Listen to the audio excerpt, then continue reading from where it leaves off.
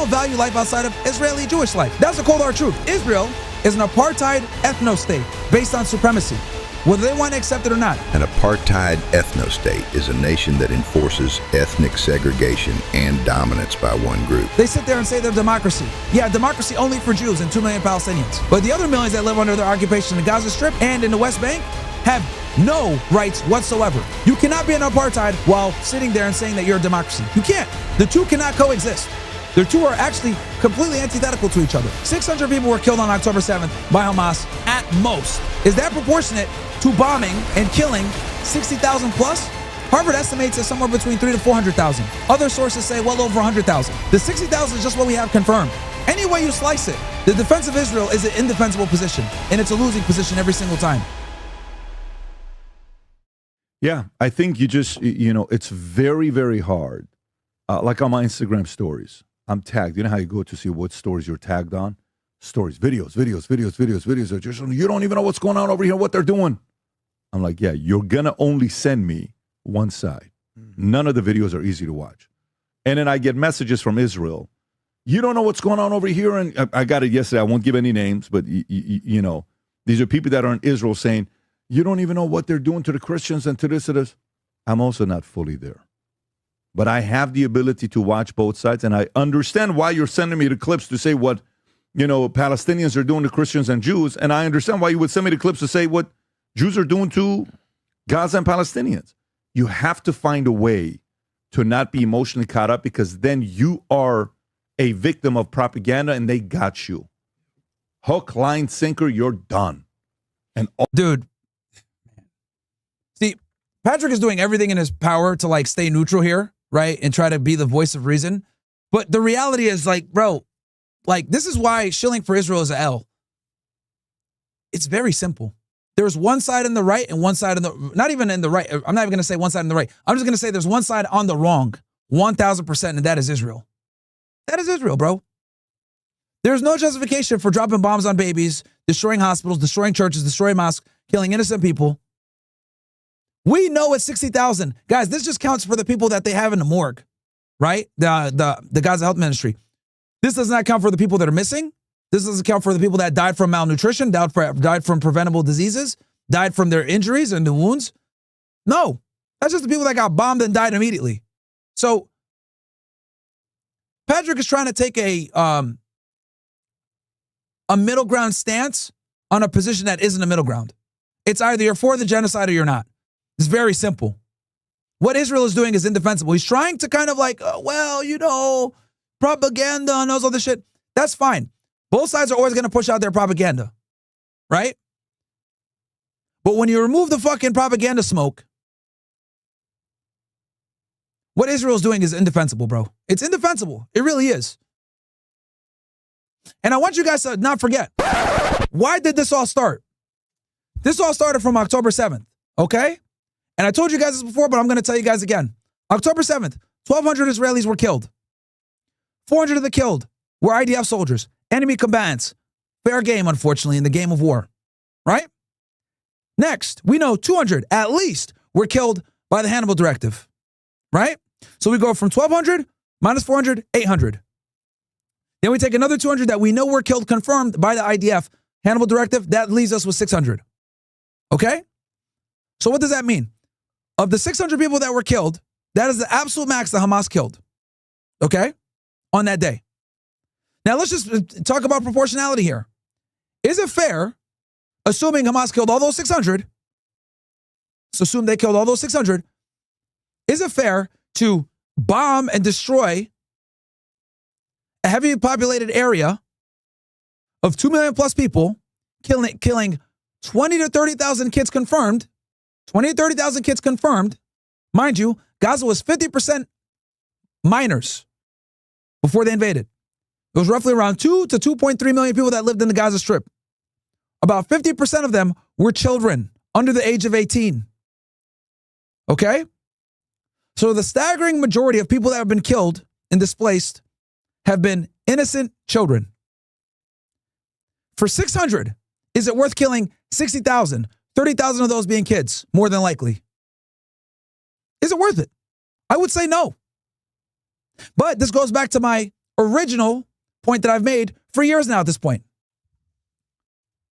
Israel is an apartheid ethno-state based on supremacy, whether they want to accept it or not. They'll sit there and tell you guys, oh, we're a democracy. No, they're not. A democracy does not have millions living under its occupation with no right or voice to go ahead and vote or have any type of sovereignty. Israel is not a democracy. It's an apartheid. You cannot be an apartheid while sitting there and saying that you're a democracy. You can't. The two cannot coexist. The two are actually completely antithetical to each other. To everybody else, to all the idiots, they sit there and say they're democracy. Yeah, democracy only for Jews and 2 million Palestinians. But the other millions that live under their occupation in the Gaza Strip and in the West Bank have no rights whatsoever.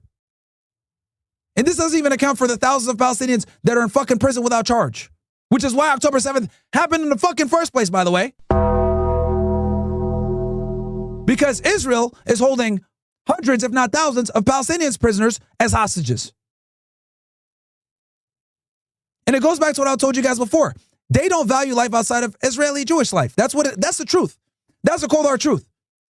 They won't say this. They won't admit this. Publicly, at least. Maybe Ben Gvir will, because he's a retard and he's fucking genocidal maniac. And he's a part of the government, by the way, FYI. But the point is 600 people were killed on October 7th by Hamas at most, doing the math. Is that proportionate to bombing and killing 60,000 plus? Harvard estimates it somewhere between 300,000 to 400,000. Other sources say well over 100,000. The 60,000 is just what we have confirmed. Doesn't account for all the other stuff. So, any way you slice it, the defense of Israel is an indefensible position, and it's a losing position every single time. And Pat is trying to take a neutral stance here, because I do think Pat is a Zionist. He's been to Israel before. Obviously, there's business relations that he doesn't want to sever, because we know how they run certain industries. But dude, like, fuck Israel, man. Like, they're indefensible. Indefensible. All you see is that.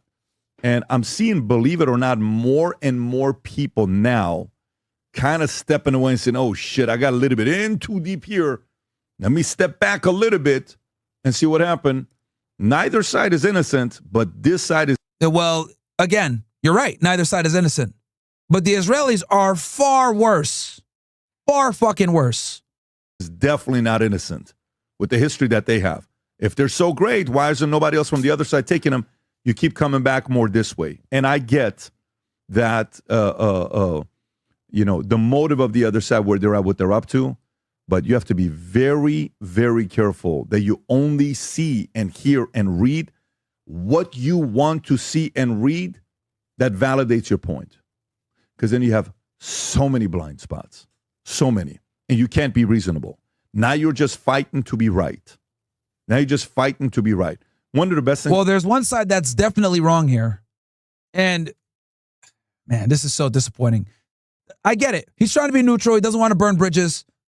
But, dude, just don't talk about the topic. Like, if I were him, guys, like, bro, all these guys that, like, don't want to shit on Israel for business, very clearly for business reasons, right? Because if you shit on Israel, it's going to fuck you up politically and financially. Just don't talk on this topic, bro.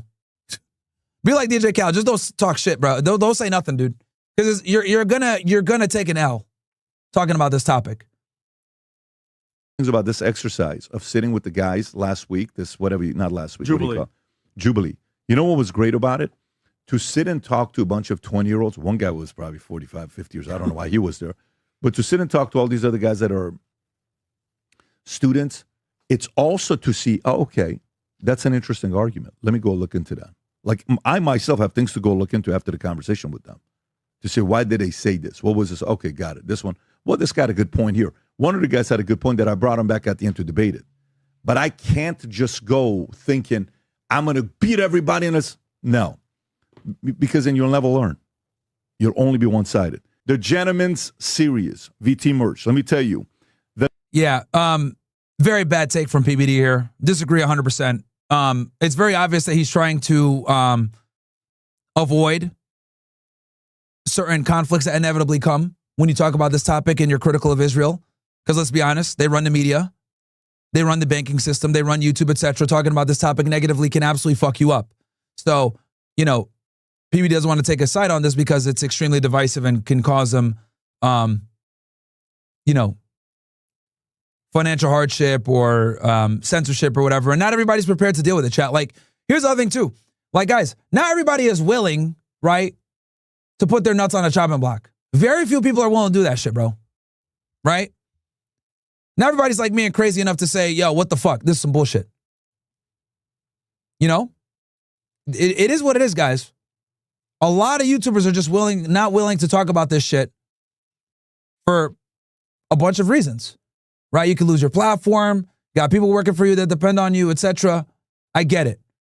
But if you're gonna go ahead and have like a bad take like that, just don't even share, bro. Because look at this, bro. The amount of dislikes on this. Holy, the people don't lie, bro. See, look, APBD is under APAC control. See, you can't fool the people, bro. You can't fool the people. The people are fucking smart. You know what I mean? The people are smart, bro. Why can't this guy ever call out Israel? Yeah, it's very obvious that he's not going to do it because in his world, bro, calling out them boys is career suicide. PBD comes from the business insurance world, bro. You know who runs that shit. Also, South Florida.